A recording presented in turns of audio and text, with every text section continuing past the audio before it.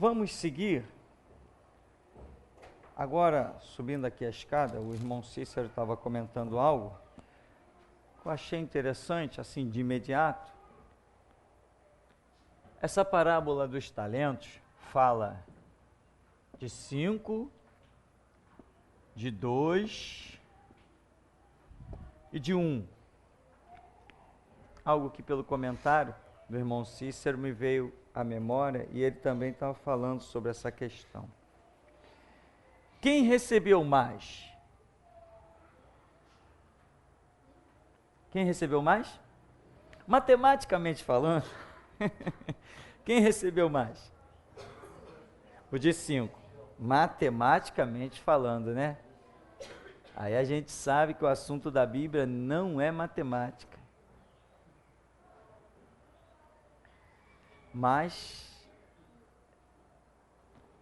se nós lermos a declaração deste que recebeu 1 talento, ele diz assim, no 24: chegando por fim o que recebera 1 talento, disse: Senhor, sabendo que és homem severo, que ceifas onde não semeaste, e ajuntas onde não espalhaste, receoso, escondi na terra o teu talento, aqui tens o que é teu.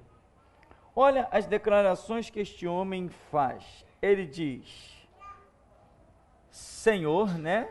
É uma referência muito interessante.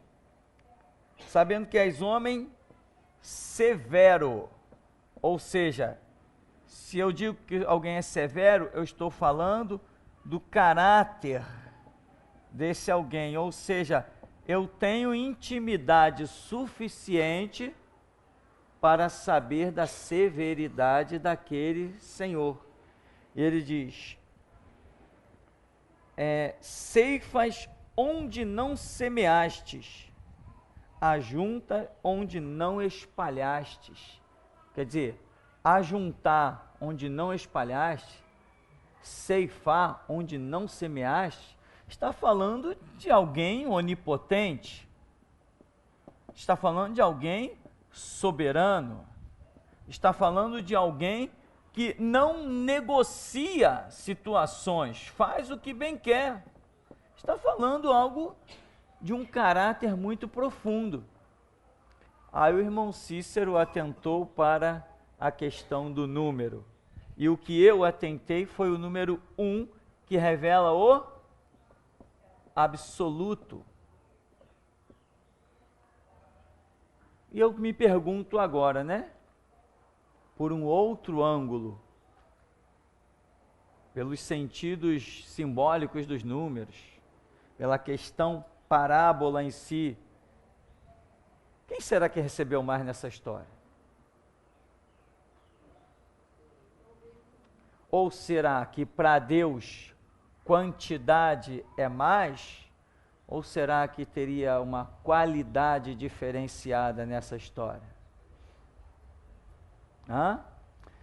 Será que esse que recebeu 1, na verdade, recebeu o que seria mais importante? E não quem recebeu 5, mas quem recebeu 5 foi lá e fez seu papel. Quem recebeu 2 fez seu papel. Quem recebeu 1 se acomodou. E eu lembro, né?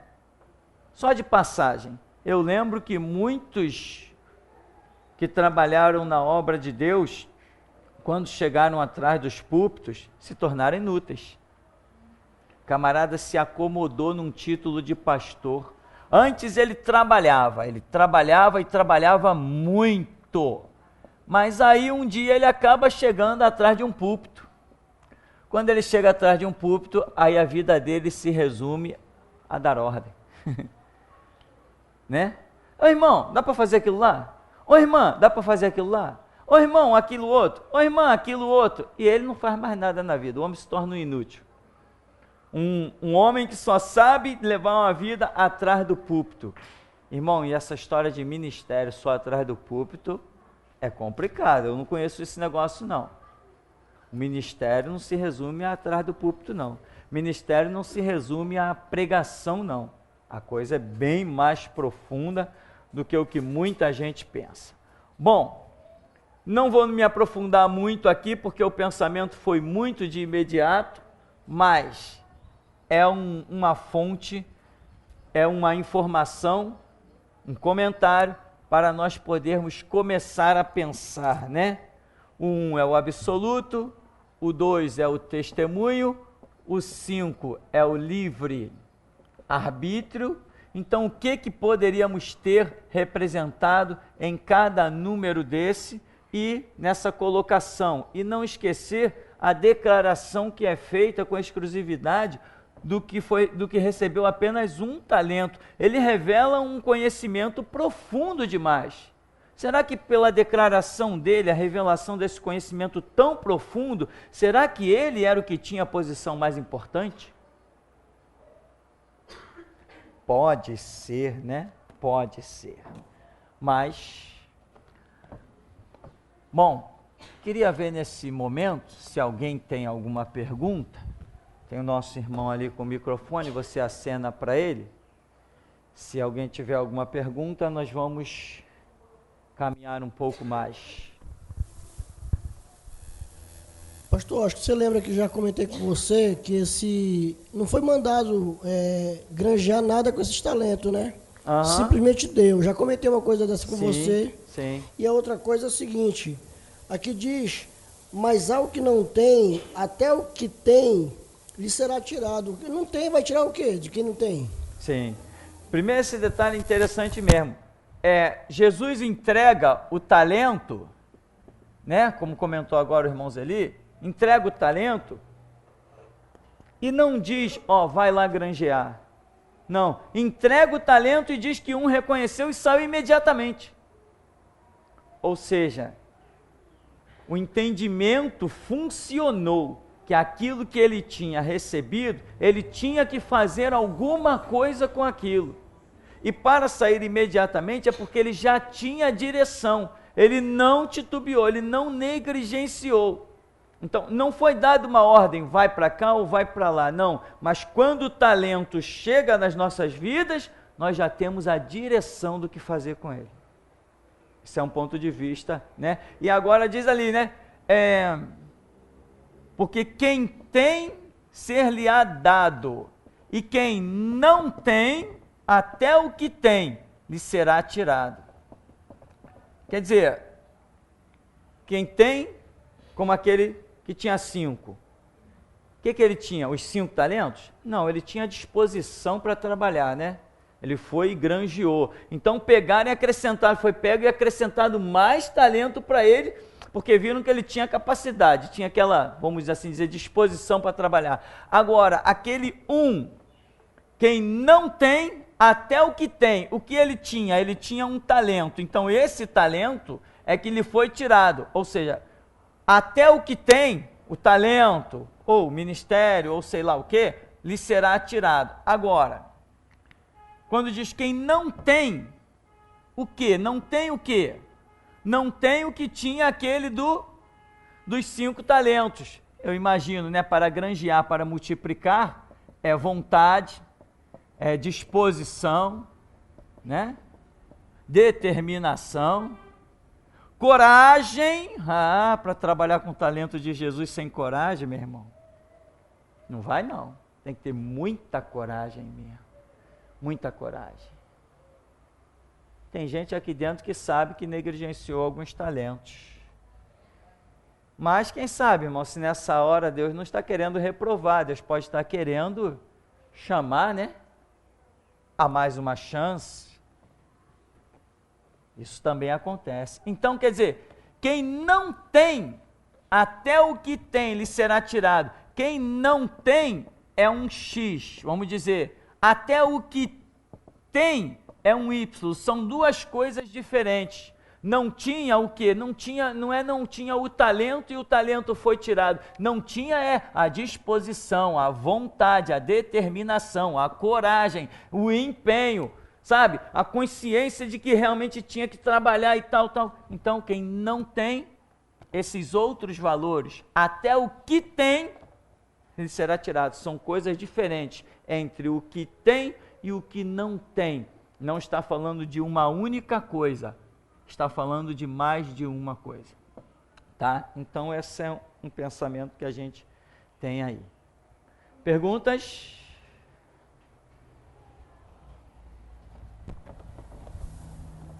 Pastor, isso aí também pode ser aplicado a Israel, porque Jesus, a mensagem que Deus deu, mais conhecimento foi para Israel, né? Então eles jogaram fora. Deus tirou tudo dele para dar para a igreja. Pode se aplicar também aí? Pode. Isso se aplica a pessoas e, no caso, como Israel tinha um chamado conjunto, Deus não tinha plano com os judeus individualmente. Não tinha. O plano de Deus com Israel era um plano conjunto, como nação. Irmão, você já pensou se Israel estivesse de pé ao longo da história? O que não seria aquele templo ornamentado de ouro por dentro e por fora?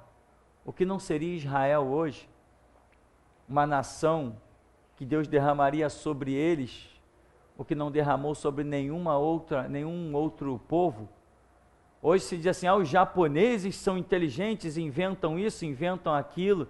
Deus preparou Israel para ser esses crânios da sociedade. Os melhores cineastas são judeus.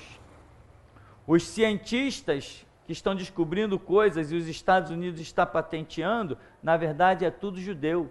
Vai lá ver o nome do camarada, não sei que Berg, é Berg para tudo quanto é lado. Berg não é nome americano, Berg é nome judeu.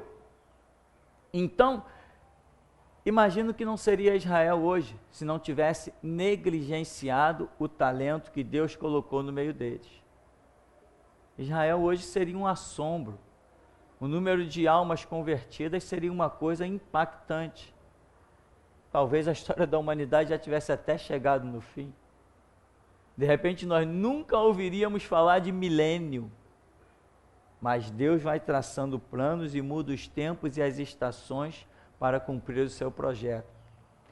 São coisas assim. Então realmente isso pode se aplicar sim, tanto a pessoas individualmente, quanto ao fato nação, né? Israel, visto aí com igreja, ou Israel e cada um que cresce, né? Porque mesmo em Israel, Jesus foi e encontrou ali os apóstolos para levar adiante o seu projeto. Pastor, aqui está no versículo 27. Devias então entregar o meu dinheiro aos banqueiros, e vindo eu, tê-lo-ia recebido com juros. O que significa esses banqueiros? Banqueiros veja bem, talvez aí, eu não sei no original, mas talvez seja uma linguagem um pouco mais aprimorada. O que são os banqueiros hoje? São aqueles que você deposita um dinheiro lá no banco e você colocando o dinheiro lá, o banco pega o teu dinheiro e empresta ele a 20% e te dá 2%. Hã? Exagerei? Só para a gente ter uma comparação do que o banco faz, né? O banco pega o dinheiro de toda a população que coloca lá e ele investe onde nem se imagina. Os banqueiros estão investindo em shopping center, em coisa que não tem mais tamanho, e devolve a você, né, um percentual mínimo. Então, Jesus falou assim, pelo menos isso, mas que eu receba só o que eu investi? Não, isso é inadmissível. Eu investi na tua vida. E eu tinha certeza que a tua vida poderia produzir o que eu quero. Eu não investi à toa, eu reparti a cada um segundo a sua própria capacidade. Senhor, está aqui o que é teu. Não aceito isso, inadmissível. Tão inadmissível que lança esse camarada lá no inferno, nas trevas exteriores, aonde haverá pranto e ranger de dentes. Porque Jesus sabe que o que ele investe em nós, meu irmão, é tremendo. Quando foi que nós tomamos a decisão de seguir a Jesus? Não foi por uma palavra? Só uma palavra? Eu lembro que quando eu vinha dos terreiros e tal, do catolicismo, daquela mistura de idolatria e macumba, uma vez eu pisei dentro de uma igreja evangélica. Irmão, eu ouvi uma palavra. Quando eu ouvi essa palavra, naquele dia, olha o que aconteceu comigo. Por isso que eu estou falando que uma palavra vinda do alto é uma palavra que não volta vazia, mas cumpre o que lhe apraz. Naquele dia, dentro daquela igreja, eu ouvi só uma palavra. E eu decidi que nunca mais eu colocaria os meus pés dentro de um terreiro, nem dentro da igreja católica. Naquele dia. E também eu decidi que nunca mais eu torceria para um time de futebol.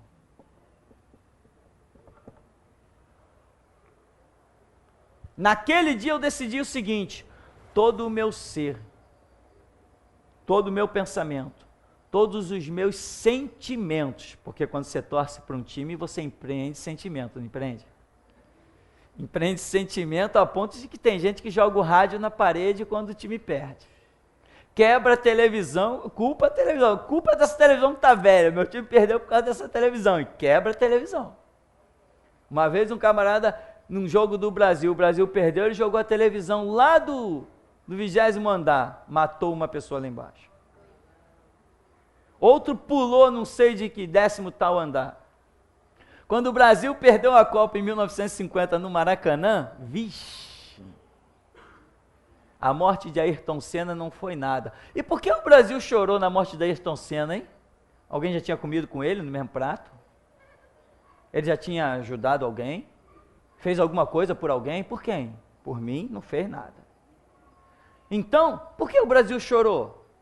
Chorou porque eu trabalhava numa empresa nessa época e todos os funcionários choraram. Tu entrava no mercado, quando o radinho, o alto-falante do mercado tocava a musiquinha, lá vinha, todo mundo já se via Ayrton Senna chegando e o narrador contando que Ayrton Senna havia falecido. Caramba, gente na fila do supermercado soluçando, puxando lencinho. Por quê? Porque temos sentimentos que são movidos mediante as situações. Então, quando eu ouvi uma palavra, eu decidi que eu não empreenderia mais nenhum dos meus sentimentos, a não ser por Cristo Jesus.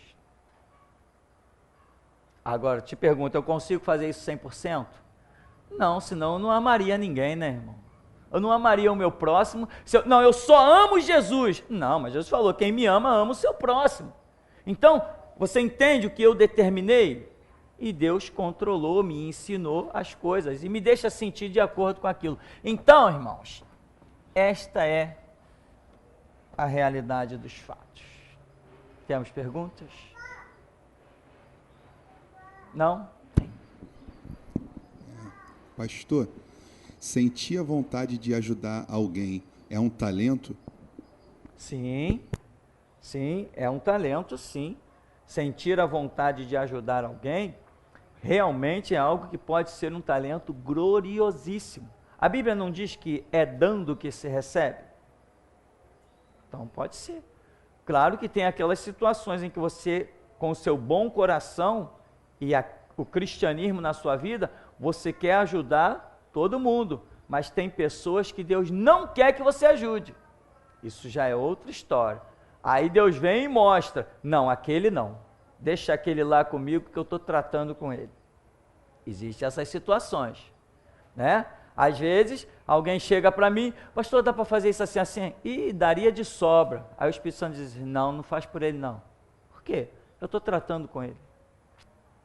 Eu quero que ele veja que nem sempre ele vai ter alguém para recorrer, ele precisa aprender a recorrer a mim. Então Deus trata de muitas maneiras. Amém, meu irmão? Tem gente que acha fácil bater na porta. Não, tá tranquilo, qualquer coisa o pastor me socorre. O pastor depende de Jesus. Às vezes ele pode te socorrer. O que você quer? Eu quero um exemplo. R$1. Ih, eu tenho 10 aqui no bolso. Quando eu vou puxar, poxa, irmão, não dá não. Pô, pastor, tu não pode me emprestar com R$1? Não, é que eu não posso atrapalhar o projeto de Deus na sua vida.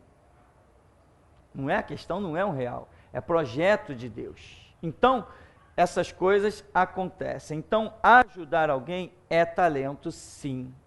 Uma vez eu vi no ministério, tinha uma irmã que conversando assim, lá no corredor, nós estávamos conversando, aquelas rodinhas abençoadas que sempre ficam, um conta um testemunho, outro, e uma irmã falava assim, irmã, eu não sei o que acontece, mas o que é de gente batendo na minha porta praticamente todo dia, para pedir uma ajuda, para pedir não sei o quê, eu sou enfermeira, para pedir não sei o que lá no hospital, o tempo todo eu ajudando pessoas. Aí eu falei assim, mas te falta alguma coisa, irmã? Não, não me falta nada. Então deixa Deus agir. Tá, passou. Passou uma semana, nós estávamos no culto e veio uma revelação, alguém falando com aquela irmã, dizendo, irmã, sabe por que todo mundo bate na tua porta? Porque Deus te deu o ministério do socorro. Eu falei, caramba, ministério do socorro. Eu acho que Paulo escreve alguma coisa sobre isso, mas a gente não vê, não tem noção do quanta coisa é real. Então quer dizer que vão bater na minha porta, infelizmente, às 3:30 da manhã, fazer o quê, né? E eu vou ter que acordar e socorrer. Isso é ministério. Deus está contando com isso para dar livramento a alguém, para abençoar a vida de alguém. E todo mundo tem que se sacrificar por alguém. O exemplo é Cristo, que se sacrificou por nós. Então eu tenho que me sacrificar. Eu tenho a minha via dolorosa, eu tenho o meu calvário, eu tenho a minha cruz, a minha coroa de espinho, todo mundo tem. Não é tão pesada quanto a dele, mas que temos.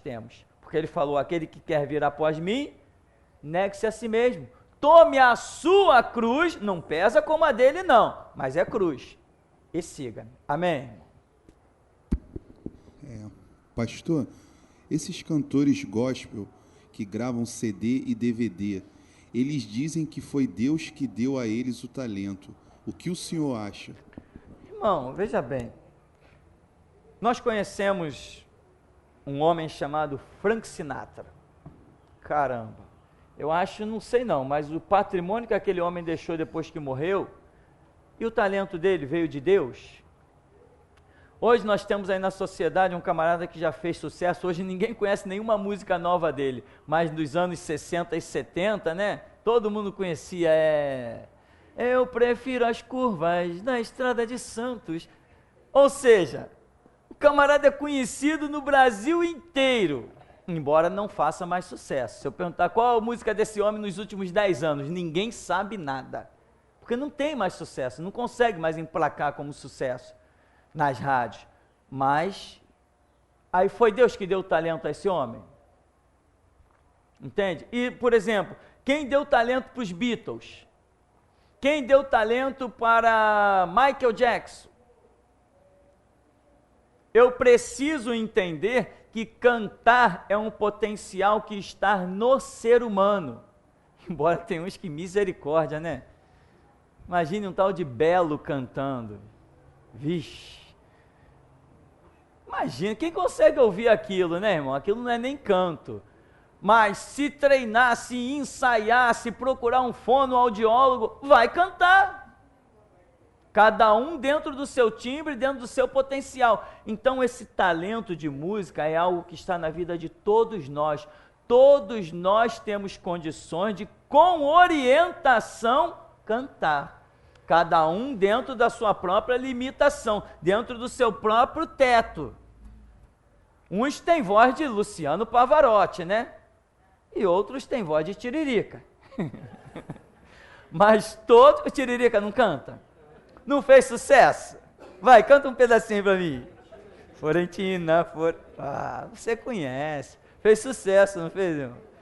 Todo mundo tem condição de cantar. Então, uma coisa é a pessoa com um ministério chamado por Deus para cantar. E outra coisa é o camarada evangélico que tem condições, tem dinheiro, consegue música, vai lá, grava e canta. Então não quer dizer que todo mundo que esteja hoje com um CD gospel seja cantor. Você já ouviu falar num tal de anjo? Como é o nome do cara? Como é o nome daquele russinho? Que é Robson Monteiro. O que ele se declarou agora?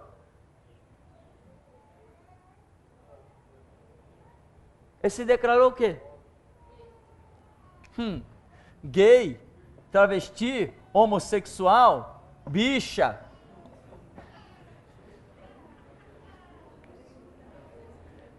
Não gravou CDs evangélicos? Gravou ou não gravou? Não estourou nas rádios, promovido aí por uma grande empresa, pela Sony Music, é? E gravou, não teve um monte de compositor evangélico dando música para ele? E o talento dele veio de Deus? Eu nunca vi Deus dar talento a gay. Eu já vi Deus chamar os homossexuais à conversão. Então, meu irmão, não é todo mundo que está gravando que tem um chamado ministerial, não. Não é isso, não. Outra coisa, muita gente confunde o sucesso de uma música com o sucesso de um cantor. Nós já falamos sobre isso aqui bem profundamente. Não confunda a música, porque a música é universal e nós todos somos seres humanos mais ou menos equiparados nas nossas concepções sociais e sentimentais. Então existem certas músicas, certas combinações rítmicas, melódicas, certas mensagens que atingem a massa. É a música que faz sucesso. E o cantor? O cantor poderia ser qualquer um, não faria a mínima diferença. Poderia ser qualquer um. Por quê? Porque a música é bonita, a música tem os seus arranjos. Cá entre nós, irmão, tem música que não precisa nem de cantor, né? Tem música que é tão linda, tão bela, que não precisa nem de cantor. No lugar do cantor, tu põe um saxofone que ele faz o trabalho. Agora, tem gente que confunde. Olha o sucesso de fulana. Que fulana? Que canta as músicas dos outros? Manda ela compor que eu quero ver. A mensagem, a revelação nunca veio para ela, ela nunca compôs nada. A mensagem está vindo a outros. E os bobos estão dando para ela. Os bobos. Eu tenho várias músicas. Se um cantor desses de fama quiser uma música minha, se Deus autorizar a dar uma música para ele, ele vai pagar muito caro, mas muito caro. Se quiser, se não, vai compor sua própria música. Então, irmão, toma cuidado com isso.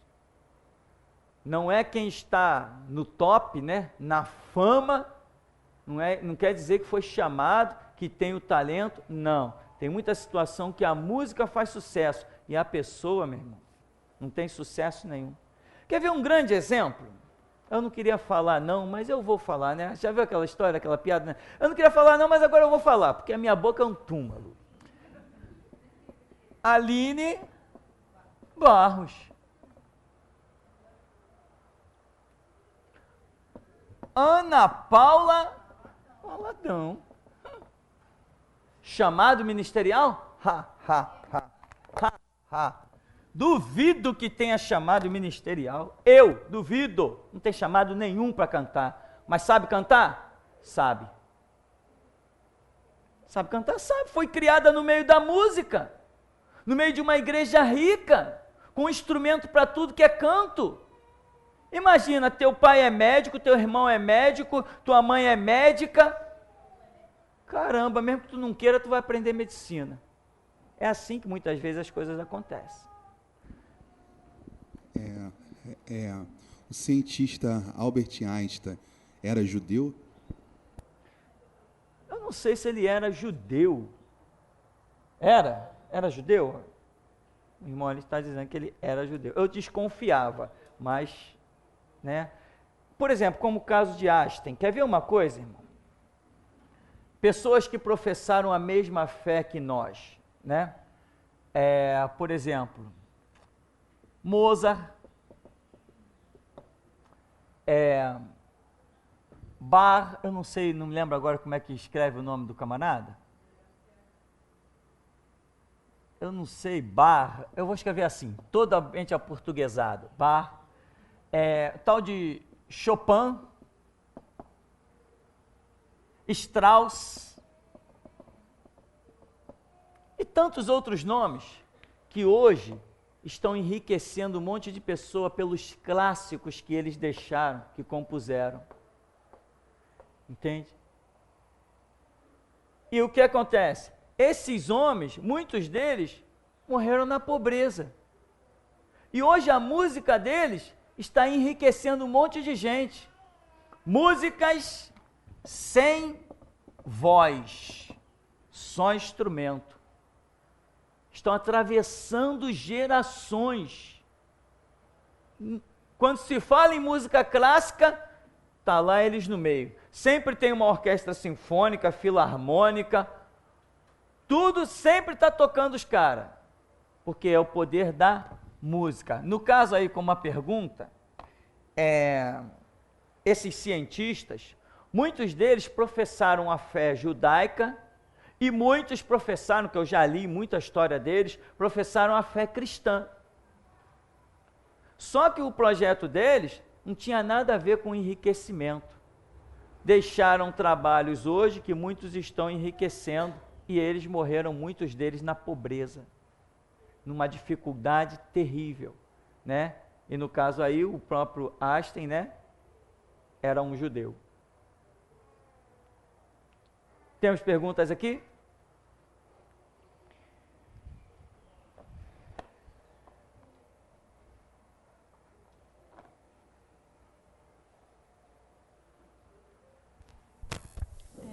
Pastor, se o irmão me permite pegar uma carona na pergunta dele, em que diz assim, poderíamos comparar esse que escondeu um talento como aquela pessoa que tem sempre a vontade de ajudar, que poderia fazer alguma coisa, mas que fica somente na vontade?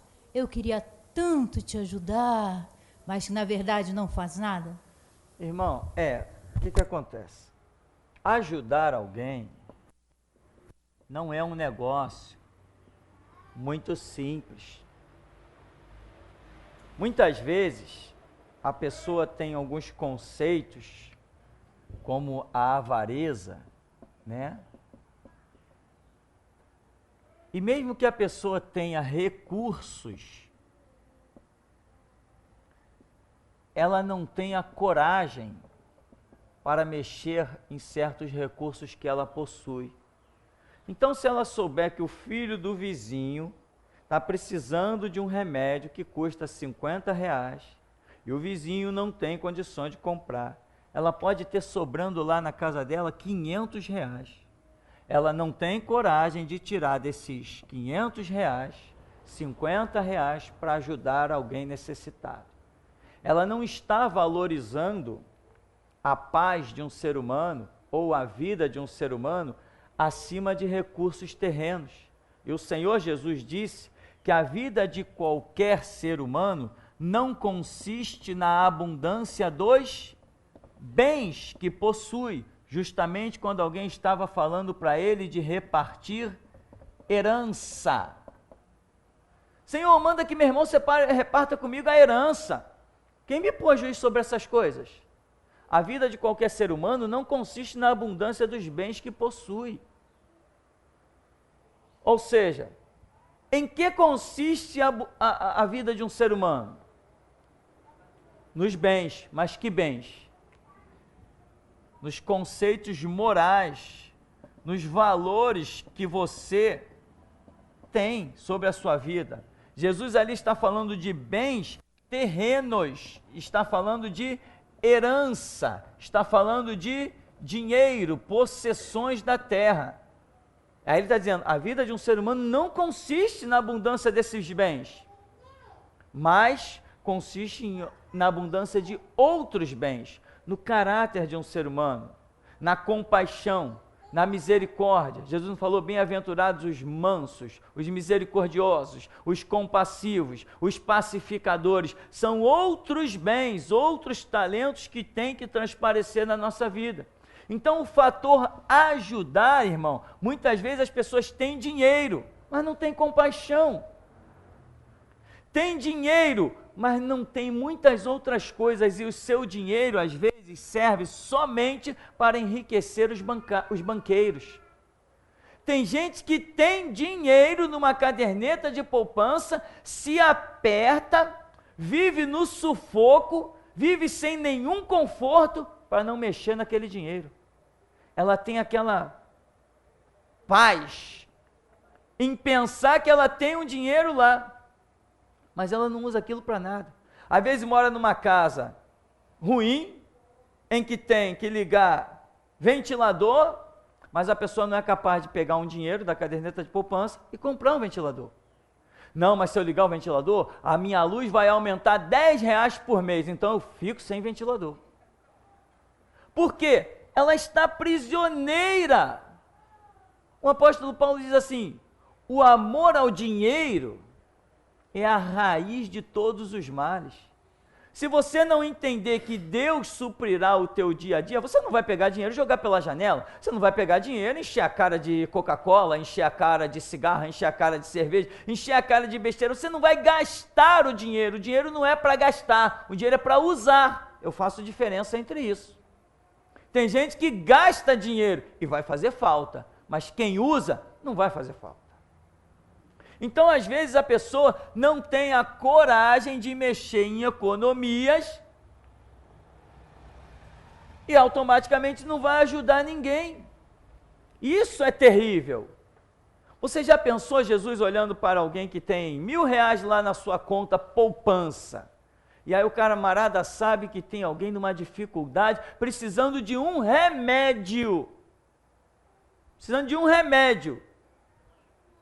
E ele, sabendo da situação de alguém, da situação de dificuldade, de pobreza de alguém, ele não é capaz, ele como servo de Deus, não é capaz de pegar R$100 dessas economias que ele botou lá, porque ele está mergulhado num conceito financeiro falso. Ele não é capaz de pegar de nada daquilo para aliviar uma mãe que está com um filho nos braços dependendo de um remédio de R$100. Como será que Deus vê isso? Uma coisa eu sei, que não vê com os bons olhos. Não vê com os bons olhos. Então, irmão, quando alguém bate aqui na porta, né? Bate aqui na porta que eu falo, é gente que não é membro da igreja, que batem aqui na porta. Quando alguém bate aqui na porta, às vezes, quando alguém bate na porta, que eu vou subindo as escadas, o Espírito de Deus já vai falando comigo assim: é gente que vem pedir dinheiro. Ah, pastor, tal, aqui é a receita, não sei o quê, estou precisando. Toma. Às vezes é gente que bate na porta, quando eu vou subindo, o Espírito Santo já diz assim: é gente pedindo dinheiro. Não dá. Ah, pastor, eu estava precisando de R$5. Poxa, irmão, não tenho não. Irmão não, né? Não, fulano, não tenho não. Não, pastor, pelo menos 2 já ajudava. Não tenho. 1, não tenho. E a pessoa fica olhando para a minha cara, né? Imagina, né? Não tem, meu irmão. Quantos casos? Teve uma aqui que veio bater na porta porque queria dinheiro para ir visitar o filho na prisão. Aí o Espírito Santo falou: nem um centavo. Ah, pastor, eu estava precisando de R$20. Não tenho. 10? Não tenho. 5? Não tenho. Entende, irmão, como são as coisas? Agora, isso é uma ação de Deus quando Deus diz não. Agora, tem gente que, ao contrário, tem dinheiro, está vendo a situação real de um ser humano. Deus, às vezes, está até mostrando justamente para a pessoa ajudar, mas a pessoa é escrava do dinheiro. Escrava do dinheiro. Mora numa casa, às vezes, que poderia melhorar, ter um conforto para si, para a família, poderia dormir um pouco mais à vontade, mas ela é escrava do dinheiro. Ela não vai colocar um ar-condicionado lá, porque ela vai ter que mexer na poupança. Então, não mexe. E vai lá dormindo mal, sem ar-condicionado, sem nada, porque não vai mexer. Falta coragem para mexer no próprio recurso que tem. Agora, servo de Deus tem que olhar por esse lado aí, tem que tomar cuidado para ver se o seu próprio dinheiro, ou seja, o próprio recurso que Deus está colocando na sua vida, não está te destruindo, acabando com os seus valores. Isso é uma questão muito séria. Então, ajudar os outros é algo que nós temos que ser sempre voluntários. Agora, lutar ligados com Deus, às vezes Deus diz não. Quando Deus disser não, aí é não. Se Deus disser não, tem 50 centavos? Não. 5 centavos? Não tenho. 1? Não tenho. Me estende a mão? Não posso. Se Deus disser não, é não, acabou a história. Eu ajo por conta própria no mundo ou sou servo de Deus? Se quem manda na minha vida é Deus, quando Deus disser não, é não. Agora, mais tem sido os casos em que Deus diz sim, do que os casos em que Deus diz não. Nós já tivemos aqui nesse ministério, quando estávamos realizando essa obra aqui, acho que durante a obra, um pouquinho antes, não lembro exatamente, quando estávamos fazendo essa obra, essa primeira obra, entrou um homem aqui, um senhor de cabelo grisalho já, senhor mesmo, estava perdido por aí, rodando pela cidade. Disse que já tinha ido lá numa igreja no centro da cidade, depois foi em outra lá em São Cristóvão, e tanto foi que ele citou o nome desses homens. Mostrou documento dele, que ele não era daqui, era do Rio Grande do Sul. O homem bateu aqui na porta, eu acho que era umas 7h30 da manhã. Quando nós atendemos, pastor, eu estava falando com Deus, e eu disse a Deus que eu precisava falar com um homem que falasse com Deus. E eu vim rodando, ele começou a falar, rodei por tal lugar, bati em tal igreja, o pastor mandou dizer que estava ocupado, que não podia me atender, um mandou dizer que estava na reunião, o outro mandou dizer que estava tomando café e não podia ser interrompido, e eu fui rodando até que eu encontrei uma mulher, ele falou, uma mulher de Deus, lá na rodoviária, ela empurrando um carrinho. Aí ele falou sobre o carrinho tal, parece que a pessoa seria um desses que monta as suas barraquinhas, e essa pessoa, pastor, empurrando o carrinho, eu parei para aquela mulher e falei, você conhece um lugar onde eu posso achar um homem que fala com Deus? E ela falou assim, eu conheço um lugar onde você vai achar um homem que fala com Deus. E me deu esse endereço, e eu subi esse morro todinho e cheguei aqui. Eu sou lá do Rio Grande do Sul, deixei o meu... Eu não sou pobre, eu sou rico, eu tenho uma carreta, está estacionada lá em Resende. Eu saí de Resende desorientado e vim pegando ônibus, vim andando a pé e cheguei até aqui. A minha carreta está estacionada lá em Resende, eu não sou pobre, eu sou rico. Ele estava decepcionado com uma situação, que ele era católico, ajudou a construir uma igreja católica na cidade dele, mas quando ele precisou lá do padre para alguma coisa, o padre disse não para ele. Ele ficou tão transtornado que ele saiu rodando o Rio de Janeiro e veio parar aqui. Aí falou assim, pastor, você fala com Deus? Eu falei, falo. E ele fala comigo também. Pastor, eu quero que você ore a Deus para que ele me perdoe, porque hoje, pela primeira vez, eu vou roubar. Falei, você não é rico? Sou rico, mas estou sem um centavo, saí desorientado. Eu vou roubar R$16. Eu estou precisando desse dinheiro, eu vou roubar R$16 e eu já estou procurando uma pessoa que fale com Deus para pedir a Deus que me perdoe. O homem está transtornado. A linha de pensamento que ele criou é uma linha de transtorno. E eu reconheci isso ali, o transtorno que aquele homem estava. Eu vou roubar R$16. Eu falei, não, você não precisa roubar R$16, eu te dou. Ele falou, não, eu não quero, eu vou roubar esses R$16. Ele estava angustiado, traumatizado, estava todo ferido, queria roubar.